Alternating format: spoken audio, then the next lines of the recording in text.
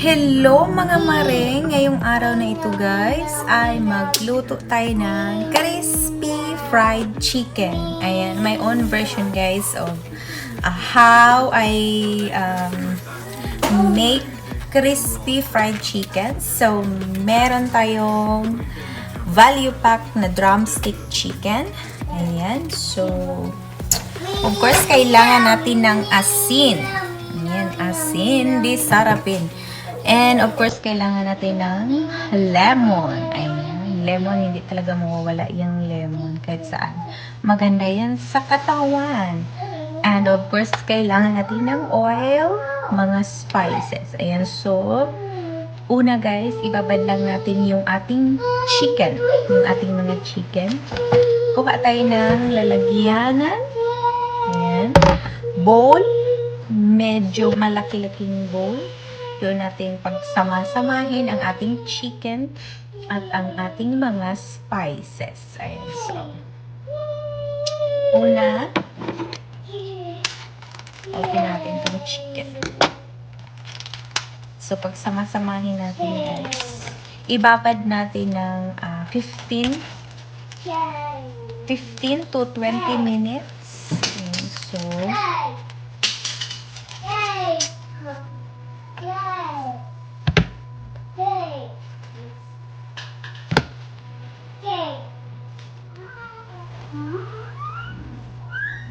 So, una guys, yun, pagsamahin natin ang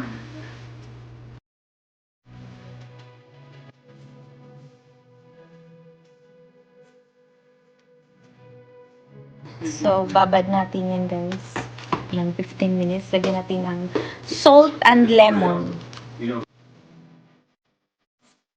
So, yan guys, lagyan natin yung lemon. Yan. Yan. Para lumambot yung ating chicken. Tapos juicy. Pag may lemon, juicy siya. So, lagyan natin ng asin. Babad natin yan ng 15 to 20 minutes. So, ayan.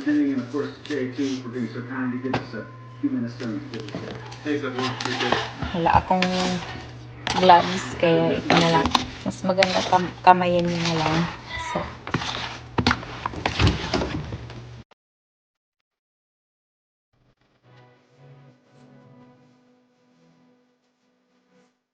So yun guys, painit na muna tayo ng mantika.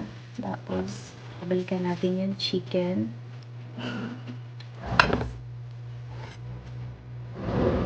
So ito na yun guys, i-mix na natin.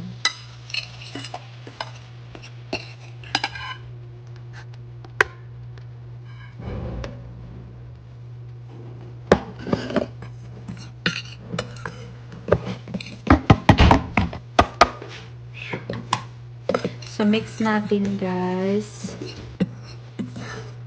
yung ating pang-coat ng ating crispy chicken.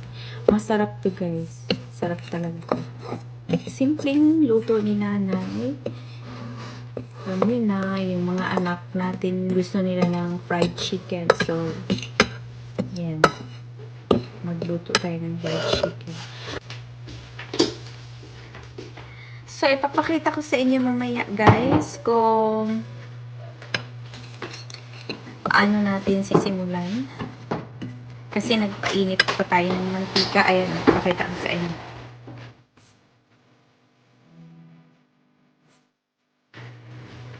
So, hintayin lang natin, guys. Saglit. Malapit na siya.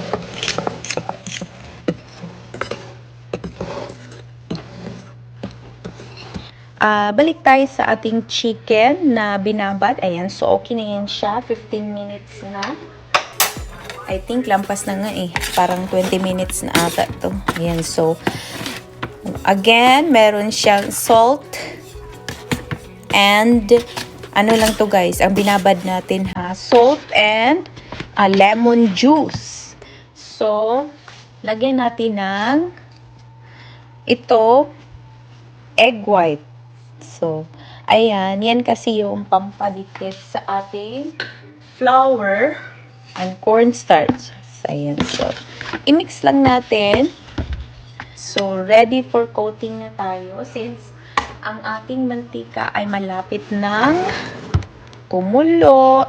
So, start na natin mag-coat.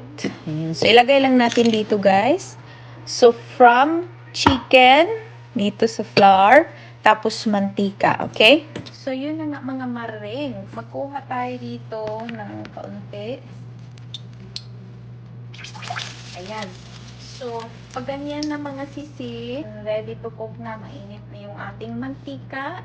So, ito na yun mga maring, ha? Dito natin ilagay. Ayan. So, yan. Ganyan.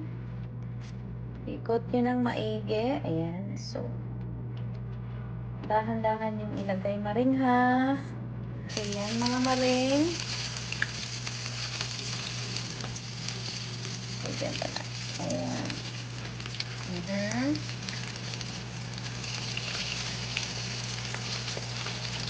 So, ayan. Repeat the process mga maring. Ayan. Hanggang matapos.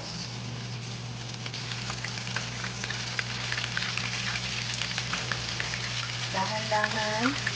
Ayan.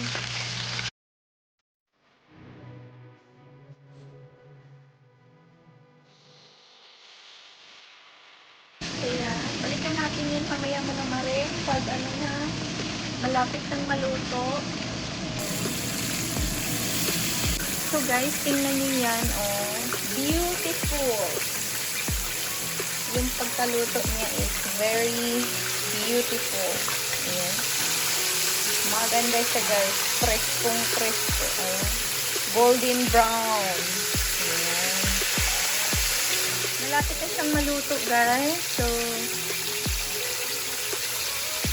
5 minutes more. Pwede na natin yan tanggalin. Para i-serve. Ayan. Sarap. Try this recipe. Masarap siya guys. Comment down below. Ayan, kung nakaluto kayo, kung anong resulta sa mga crispy fried chicken nyo sa recipe na ito. So guys, susukin nyo muna ng tinidor. Kung luto na siya, it means wala nang dugo na naiwan sa tinidor. Ayan. So, tusok-tusok. Ayan, see? Very clean. So, luto na siya, guys. So, ready to serve na siya, guys. So, tara. Palamigin na natin at makakain na. Yum, yum.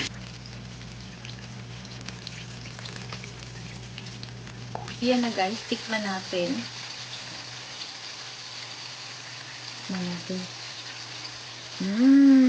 Juicy and crispy.